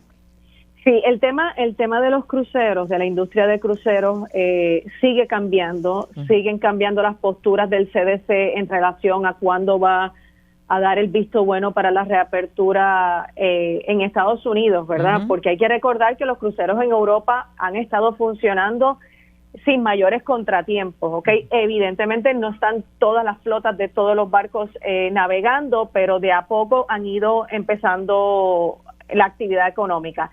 En el caso del Caribe, que es el destino número 1 de los cruceristas a nivel mundial, pues seguimos un poco rezagados. Ahora lo que estamos viendo es una posibilidad de comienzo como para mediados del verano, ¿ok? Porque todas las líneas han hecho una extensión hasta mayo. Así que de un cese y no hay una reapertura hasta probablemente finales de mayo o junio, pero claro, ahí empieza a trabajarse con traer nuevamente las tripulaciones de las diferentes partes donde están ubicados en el mundo, de un entrenamiento masivo que va a haber que dar, y posteriormente a trabajar con el tema de las pruebas que se van a hacer con pasajeros de forma voluntaria. Y por ese lado tenemos eso, ¿verdad? Obviamente eso ha tenido un impacto no solamente en el área del Viejo San Juan, sino de otros destinos, sí, aquí. Alrededor de la ciudad, ¿no? Donde habían tours fuera del área metro, en fin, todo lo que es el componente de la industria. Así que estamos confiados, ¿verdad?, que según vayamos adelantando en el tema de las vacunas, que también es otro de los elementos principales que yo estoy viendo que las líneas de crucero están observando para poder adelantar el proceso. Vamos a ver cómo se da el tema de las vacunas, porque si eso empieza a fluir de forma más rápida, ¿verdad?, en Estados Unidos, sobre todo, que es el cliente número 1 de las líneas de crucero, probablemente estemos viendo el retorno por seguro en el verano. O sea, pues, exigencia de la industria de cruceros de que la persona que aborde un barco esté vacunado. Se está hablando del pasaporte de vacuna. O sea, sí. Y yo me parece que las líneas de cruceros han cedido ante los pedidos del CDC, dando chance a ver cómo se va desenvolviendo el tema de las vacunas, porque a la larga le conviene también a la línea de cruceros ya atender un pasajero que está vacunado. Que es un pasaporte, se está planteando, ¿verdad?, a nivel mundial, que haya, que pasajeros que estén vacunados tengan un pasaporte especial, ¿verdad?, que los distinga como que están vacunados. Hay quien plantea que eso hace doble estándar, ¿verdad?, de pasajeros. Pero es algo similar, por ejemplo, cuando tú vas a destinos que te piden la vacuna de la fiebre amarilla. O sea, es algo que es consono con eso. Lo que pasa es que antes lo veíamos como que el destino era el que lo pedía. Ahora es probable que suplidores empiecen a pedir esto también. Si no, fíjate también en la República Dominicana, ahora te digo República Dominicana porque es un destino que se vende mucho aquí, con lo que implementó el gobierno federal de pedir una prueba negativa obligatoria antes de reingresar a Estados Unidos. Correcto. Ya estamos viendo cómo los hoteles se han hecho cargo de pagar por por esa prueba para que no se les afecte, ¿verdad?, el desarrollo turístico en su destino. Así que interesantísimo lo que está pasando con el tema del COVID. De hecho, también que Biden, la administración de Biden está pidiendo ahora también que la gente use mascarilla en instalaciones federales, pero también va a haber una exigencia en los vuelos, ¿no? En toda la transportación que haya en Estados Unidos, lo están pidiendo y qué bien, bueno. Yolanda, al fin hay una política pública clara y contundente y esto definitivamente va a marcar una diferencia, va a ayudar a los procesos. Como tú bien sabes, esto era bien fácil, ponerse mascarilla, lavarse las manos y distanciamiento físico. O sea, yo creo que ahora con esa directriz, si se implementa, va a ayudar mucho a contener el contagio masivo que hay en Estados Unidos. No hay duda, la voluntad de este presidente, distinta de la anterior, no lo volvió un issue político el uso de las mascarillas. Pero bueno, mientras eso pasa a nivel de Estados Unidos y a nivel mundial, ¿qué hacemos en el interín antes de que lleguen esos cruceros llenos de pasajeros en San Juan? ¿Qué podemos hacer para poner lindo San Juan, para organizarlo, para que dé la mejor cara? Bueno, ya tú has visto, ¿verdad?, que el alcalde llegó con una limpieza masiva no solamente del casco antiguo, sino obviamente se ha extendido fuera del casco antiguo. Aparte de la limpieza, la iluminación también se está trabajando en eso, que son elementos sumamente importantes para el tema del turismo, sea turista local o que venga de afuera. Así que, y lo otro es la seguridad. Hemos visto también cómo se han ido desplazando. Hay que recordar que el tema de la policía, pues es un tema bien complicado porque no hay muchos policías disponibles, ¿verdad? Sí. Pero se está trabajando unos esfuerzos conjuntos, policía estatal y municipal, para ayudarse, ¿verdad?, y cubrir más áreas en el área de la capital. Así que iluminación, limpieza y seguridad fueron los primeros 3 puntos que se atendieron y que tienen una connotación inmediata en el tema del turismo y ahora, por supuesto, en el tema del COVID para asegurarnos que se siguen las reglas del juego. En cuanto, sé que hay un problema de estacionamiento, por ejemplo, en el caso de la zona histórica, ¿verdad? Los comerciantes plantean pues que los mismos empleados de sus negocios tienen que ocupar los pocos espacios que hay en la isleta, que ya lo comparten de por sí con los residentes. Entonces, no hay espacio quizás para los que van a San Juan a comprar y a avivar los negocios. De hecho, los boletos, yo siempre lo he encontrado muy alto, el boleto que se le expide yo sé que es para proteger los estacionamientos de los residentes en la zona de arriba de la isleta, pero es costoso y mucha gente de la isla, de la cual San Juan es su patrimonio también, llevan a sus hijos a pasear, a volar la chiringa y cuando van a sus carritos benditos vienen de Coamo, de Jayuya, de donde sea y encuentran un boleto de ¿cuánto es? De 250 por un parking que el letrero está confuso. Eso es un problema también, porque el turismo no solamente depende también del turismo de la isla para reanimar los negocios de San Juan. No, y ahora más que nunca, mientras el COVID esté a todo su esplendor como está ahora, donde todavía el CDC no recomienda viajes y nos tiene en la lista de no visitar, el turismo interno es el protagonista de cualquier actividad económica en ese renglón. Así que, en efecto, el alcalde se ha sentado en 2 ocasiones en las últimas semanas para atender, ¿verdad?, entender de forma más concreta todo este tema del acceso vial y lo que son los estacionamientos, porque una cosa es que la gente pueda llegar primero a San Juan, que tú sabes que hay muchas actividades siempre disponibles para el disfrute, pero entonces la otra es una vez llega, ¿dónde se estaciona? Entonces se están evaluando varias alternativas porque en efecto, como tú bien mencionas, los parking en las calles están entre residentes y empleados, ¿verdad? Inclusive la parte municipal también tiene un pedazo cogido para estacionamiento. Así que se evalúa diferentes alternativas, entre ellas utilizar estacionamientos existentes u utilizar lugares que están vacíos en este momento, ¿verdad? Para poder acondicionarlos como estacionamientos, porque también se está tomando en consideración el retorno de los trolleys. Muy bien. Que están, o sea, en toda esta limpieza que el alcalde hizo, se han encontrado unos cuantos trolleys y obviamente se requiere mantenimiento para ponerlos a funcionar y ya tenerlos disponibles. O sea que sí se está hablando de identificar áreas que se acondicionen para estacionamiento, que no necesariamente sean dentro, ¿verdad?, de las callecitas del Viejo San Juan, pero que haya un sistema de trolley que sí funcione, que sea consistente con un horario, con un calendario, para que entonces podamos, pues la gente que quiera visitar el Viejo San Juan pueda disfrutar de él. A mí Te pregunto, Dafne, había... en algún momento yo recuerdo haber escuchado quizás hacer algún tipo de San Juan peatonal, no permanente, sino itinerante, ¿no? Intermitente, mejor dicho, intermitente. Sí. Eso lo visualizan, eso ayudaría mucho a los negocios y es verdad que crea un poquito de cambio del tránsito y de ubicación y hay que ayudar también a que los residentes no pierdan la movilidad. Pero eso ayudaría también mucho porque son calles históricas que están sobre túneles y y el peso del vehículo también afecta esas callecitas.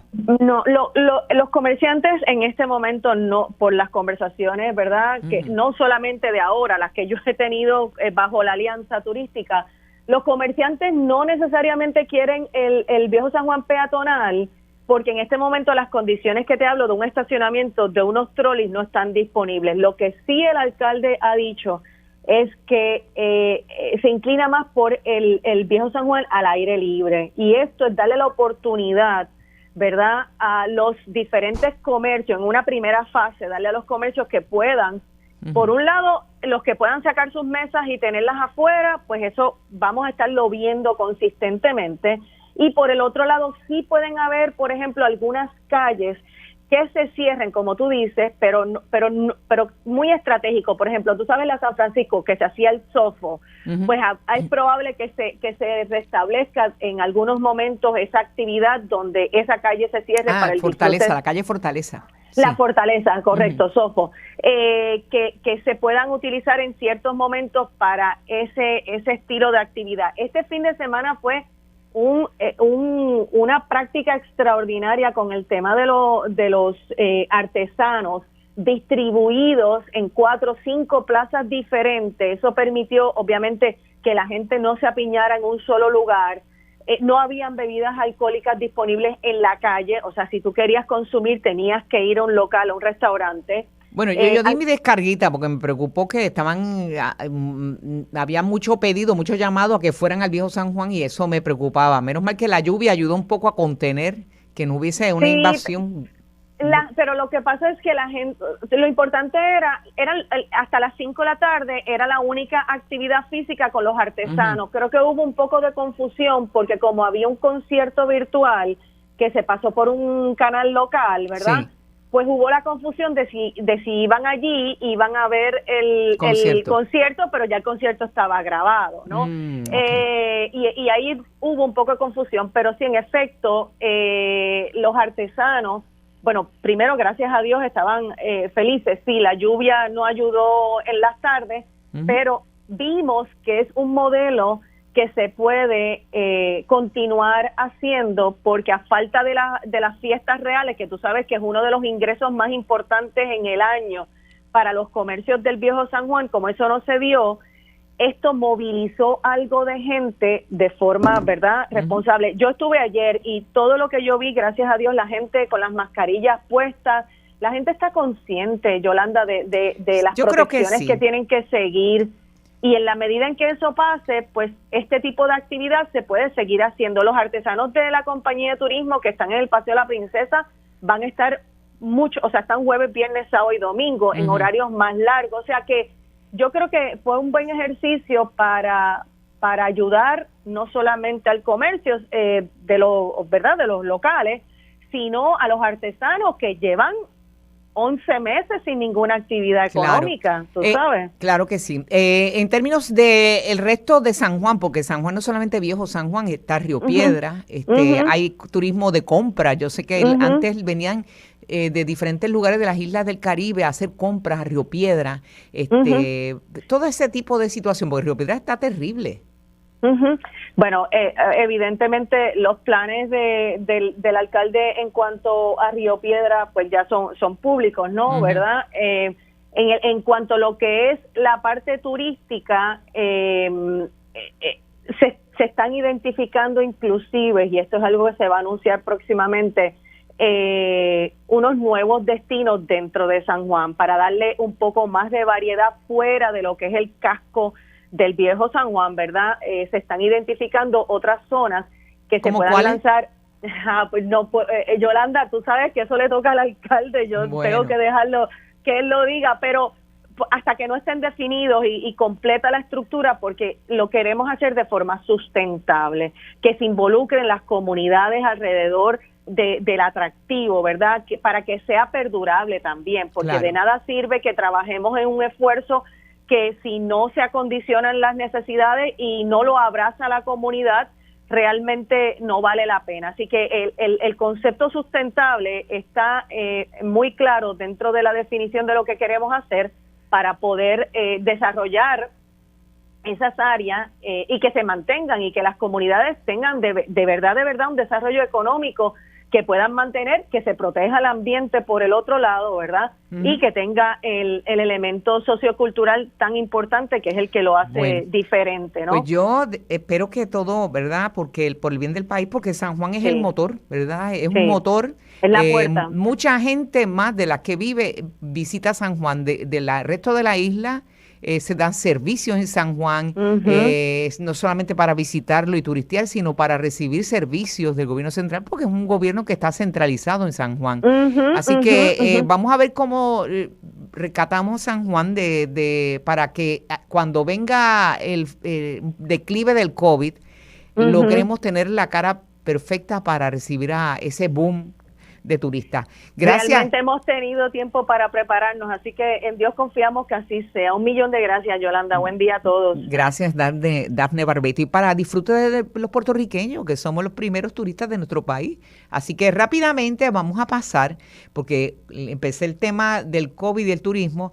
Ahora tengo conmigo al doctor Ibrahim Pérez, que siempre nos mantiene al día con sus estadísticas. Él siempre puntualmente nos envía estadísticas relacionadas con los contagios, defunciones, hospitalizaciones, y parece que nos hemos portado bien, ¿verdad, doctor? ¿Cómo estás? Saludos. Buen día, Yolanda, buen día a tu público. Definitivamente nos estamos portando muy bien en el nuevo año y los números confirman ese buen comportamiento, nos está premiando con buenos resultados. Si quieres te hago un corto recuento. Sí, cómo no. Pues mira, a partir del día 13 de enero, fíjate, estamos hablando de las últimas 3 semanas. Estamos ya 1 de febrero, exacto. Correcto. El 13 de enero teníamos 516 casos de contagio ese día. Pues a partir de ese día hemos ido sosteniendo una reducción constante, día a día, que nos llevó de los 516 a los 400 hasta el día 20, a los 300 hasta el día 27, y en los últimos 4 días ya hemos ido bajando hacia los 200, algo que no ocurría consistentemente desde agosto del año pasado, y estamos ahora, en el día de ayer, en 220, que es el número más bajo que hemos tenido en todos estos meses. Así que quiere decir que en 3 semanas se ha sostenido en cada momento la reducción, porque en otros tiempos ha habido fluctuaciones entre unas semanas y otras, pero en esta ocasión ha sido sostenido al punto que en estos días hemos tenido la baja mayor en hospitalizados, 279 el día 29, la baja mayor en ventiladores, 35 el día 26, y la baja mayor en intensivo, 46 el día 18, o sea que todas esas bajas en todos los indicadores clínicos han ocurrido en la última semana gracias al bajón consistente y profundo que hemos tenido de 516 a 220, más de 50% en reducción. Así que ¿Y cómo es posible que mientras otros países están repuntando y bueno, con estadísticas que meten miedo y siguen acelerando, ¿verdad? Y casi con 80%, 90% de hospitalizaciones, hayamos logrado eso. ¿Hay algo se está creando una conciencia ciudadana? ¿Tiene que ver con las vacunaciones? ¿Qué es? Yo creo que el tiempo, la educación, la repetición, el asunto de las muertes que impactó duro al país, porque recuerda que en este proceso también las muertes se han reducido de 400 en diciembre a 200 en enero, o sea, se han venido a la mitad, pero el mes de diciembre y las 400 muertes de diciembre impactó duramente la conciencia del puertorriqueño, y yo creo que tuvo un efecto de tomar las cosas mucho más seriamente que lo que estábamos tomando las anteriormente, y eso yo creo que ha sido la diferencia, porque todavía el proceso de vacunación, los que tienen doble dosis todavía solamente alcanzan 50,000, los vacunados puede que lleguen a 200,000, que es como un 6% de la población. Todavía esos números de vacunación no están a niveles que uno pueda decir que están contribuyendo marcadamente. Yo creo que es el comportamiento muy mejorado de la gente, aún haciendo las excepciones de los incidentes aislados que ocurren de vez en cuando. Sí, este fin de semana hubo en Sidra una actitud antisocial de gente que no querían que los funcionarios de salud llegaran a un negocio. Pero bueno, pero eso son las excepciones. Pregunto, entonces, cuando el gobernador dijo la posibilidad de bajar los horarios de los negocios, bajarlo, es decir, extenderlo hasta la medianoche, digo, no lo ha hecho oficial, pero lo hizo una consideración pública, ¿no? Y habló de que en lugar del cupo en los negocios fuese más la distancia entre las mesas, la medida. ¿Cree que ese tipo de relajación puede ser conveniente en este momento, o la llegada de nueva cepa piden cautela? Definitivamente la llegada de nueva cepa, la incertidumbre que tenemos de que si llegaron, cuáles llegaron, en qué lugares están, crea una incertidumbre tal que yo creo que no debemos ahora, en este próximo turno de la semana que viene, que el lunes que viene termina la orden imperante. Correcto, tomar ninguna cambio que interrumpa esta reducción sostenida que hemos estado teniendo tan maravillosa, y no sería bueno hacer nada que pueda interrumpirla y darle un par de semanas adicionales que nos dé tiempo para ver lo que pasa con las nuevas cepas, etcétera. Yo creo que no sería una buena idea el tomar ninguna medida ya al principio de esta administración. Acuérdate que se quitó la ley seca, se quitó el domingo que se quedaba la gente en la residencia. Seguirle añadiendo en este momento tan exitoso menos restricciones podría poner en peligro el progreso de la pandemia. Y especialmente quiero ayudarte en un comentario que tú hiciste esta mañana sobre la cuestión de las escuelas. Yo estoy totalmente de acuerdo contigo en que debemos hacer un proyecto piloto municipio a municipio, especialmente comenzando con los pequeños, en el cual el grupo salubrista y educativo, porque fíjate que en este caso de la escuela no hay el ingrediente comercial de los restaurantes, etcétera. Aquí los educadores y los salubristas se pueden reunir, crear una serie de criterios que una vez se cumplan esos criterios se pueden comenzar a abrir las escuelas por municipio, cumpliendo esos criterios y monitoreando el progreso, el éxito o fracaso de esos criterios a través del tiempo, y ir abriendo lentamente y progresivamente de aquí en adelante hasta que podamos abrir a todo Puerto Rico, pero de una manera inteligente, creativa, bien monitoreada, tipo piloto, pero agrandándolo en todo momento. Que no sea una directriz que venga de arriba a tabula rasa, sino correcto, y que no sea algo que sea muy drástico de un momento a otro, sino que pueblo a pueblo podemos ir adelantando y mirando y observando y monitoreando, de manera que nos aseguremos de que si hay alguna desviación en el camino se pueda corregir inmediatamente. Correcto.